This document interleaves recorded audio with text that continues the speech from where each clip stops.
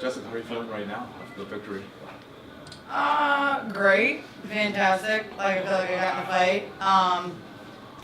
I'm just really happy. We've made a lot's happened in my life, and this year has been a collective of a lot of bad years to like turn around to really have some amazing things happen. And I did it, my team did it, and the help of the fans and a lot of really cool media people that I see looking at that have always followed me, and then the ones that didn't follow me, I'll talk to you later. No, it is not the biggest one of my career. It's the biggest number win of my career because I think the biggest win of my career was when I returned to 25, and I think that a lot of people have heard me say things, like, oh, give me a chance, give me a chance. Let me fight at flyweight, and I can show you what I'm made of. And everybody's like, whatever, she's not that good. She left the bantamweight.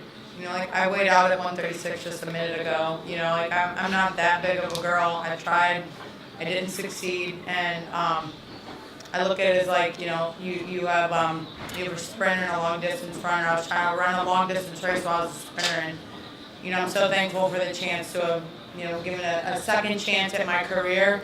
It's something I believe that I've been put on this earth to help people believe in themselves and to never stop, when they're down and the world's just kicking them down, media's kicking them down, people are telling them they're not supposed to be doing it, and then they just keep going, and then all of a sudden those wins start to collect up again. And I feel like I'm there, and I'm really proud of that. And if you guys aren't proud of that and start giving me some love, then that's how I feel about you. I was going to ask you, do you feel like public opinion is changing? Because you said it, you said just give me flyweight, and you've delivered. Do you feel like opinion is changing, or do you still feel like it's you against the world in some ways? It's me against the world. It's always going to be that way. I was once told a long time ago, I'm a hillbilly girl that will never amount to anything from Cleveland, Ohio, and well, this hillbilly is doing great things, so Beverly Hillbilly just showed up. What do you have to do to get the respect you feel you deserve? I'm never going to get what I feel I deserve, isn't that what keeps expectation high and keeps you driving,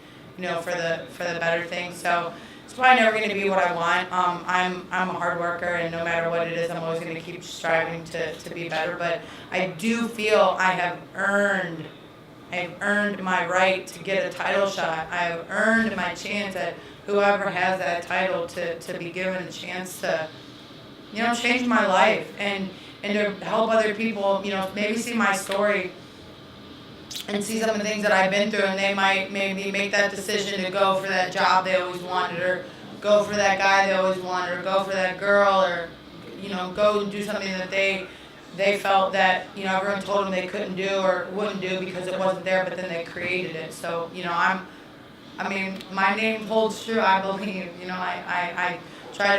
I created the I Believe slogan. When you say I believe, obviously it's my last name, but when you say it to yourself, it's a chant to yourself that lets you know, like, I believe. You can look in the mirror and that I believe is you.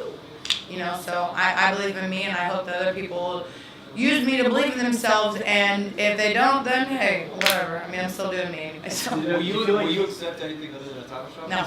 No. Just that. No, why? Why? What? You guys help, all right? I do all the interviews. Anytime any of you have ever reached out to me, I am the kindest person. I know I'm a fighter, like that's what it is that I do, but like I have shih tzus at home. I love cooking. I'm a kind person, but it is a job to me, and I'm trying to change my life. I'm a single girl that pays all my own bills, and I've dedicated my full life to this. I need to make some money. Who can retire off fighting if you don't make it to the highest level? And at this point, I feel I deserve it. I have weathered every storm. I have never said no to any fight that the UFC's ever given to me, and I've also been kind of thrown around. Like people are like, oh, Jessica, you get the Page fight, then no, that's not there. And you get the Sarge fight, then that's not there. And then, one more fight, and you get to fight the bantamweight title, and then you don't get that. So it's like, I did it, guys. Like, help. You're the media sources. That comes from you, too. Just like you sit here and you interview all of us and you show up, help us fighters sometimes. Help the good people. Promote the good things. You have that voice. Do something good with it, too. If you get a title shot, who would you want to face? Don't care, man. I never care who I fight. Like, the task at hand is always whoever they put in front of me, and you know, we work towards it. I think one of the questions I keep getting, and I'll help answer it for you, is like, oh, you go to these split decisions. What about the way these girls are fighting me? They don't engage me. At what point have you seen in any of these fights that people don't, as soon as I put that, you know, my hands up and I give them that evil eye, that they start backing up?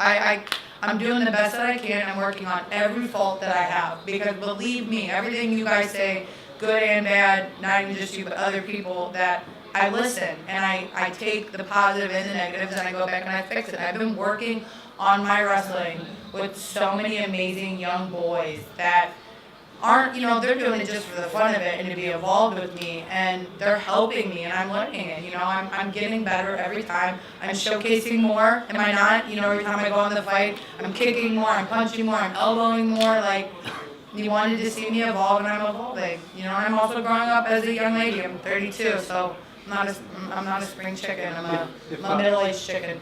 If Valentina wins tonight, how do you think stylistically you match up against her? I think we're different styles. I mean, again, you know, like, it's so hard to say that, because you always say, like, oh, so how do you style it? Like, we always talk about it leading up to it, and then you get in the fight, and you're like, wait a minute, they didn't do anything like we thought they were going to do, right? Like, because they go, wait a minute, she's a striker, so maybe I shouldn't do that, you know? If you sometimes go blow for blow, it can be 50-50, you know? And I think this time Caitlin thought I was going to wrestle her, and she did a lot of backing up. I couldn't see the takedown the way that I wanted to, but I used to get inside to use some of my clinch work. And use some of the elbows, the knees. I knew that she was, when I put a couple hard shots on her, that she was going to revert to her kicks, those like long kicks, because that's her longest weapon, right? Her arms. She realized her reach wasn't working with her punches, so she had to use her legs, which we all know that Caitlin had longer legs. And it worked, you know what I mean? Like, it did a couple times, but we adjusted, and I've got an incredible corner that I just, like, the world could be screaming all these things, but I hear those three guys so much, you know, through all of it. Did it help having Stipe here this week as well, like he was here for the autograph thing? I love the big guy. I love the big guy, man. We started a journey when, you know, back in 2007 when MMA wasn't anything, and this small little rinky-dink, you know, NAAFS in Cleveland, Ohio, and, you know, here's this big guy that's just killing people, and then here's like his, you know, best friend, you know, little girl that's like, what's this chick doing? Why is she fighting? So it's always good to see him here. I'm so proud of him, and he's such a great guy. And I heard him going into the second round, like, use that jab. And I was like, yep, okay, I'm not using the jab enough, because Stipe wouldn't be yelling at me if I wasn't using something. So it always does. It's tough to hear back here. Did you call Joe Rogan out for staring at your butt? That is Well, yeah, I mean, man, I'm gonna look at my butt sometimes and never have me on your podcast and get some publicity out there for me. So yeah, I mean, you're gonna look at my butt at least bring me on your podcast, talk to my face. At your butt. Yeah, do you remember in the I think it was the Leslie Smith fight, maybe? I was unchanging back when you used to be able to wear your own stuff. Right. And Joe was like, and that's when I was at 35, so I was a little bit extra thicker, so I mean, it was definitely pretty funny. I think that's why he kind of laughed about it, because he was like, I did check my butt out once or twice. You think Joe will finally get you on the podcast? He better.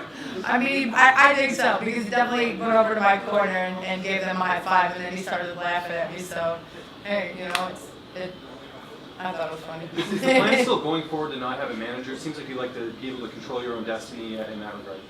It's kind of weird, right? Like, it's old school, so my stitches coming out.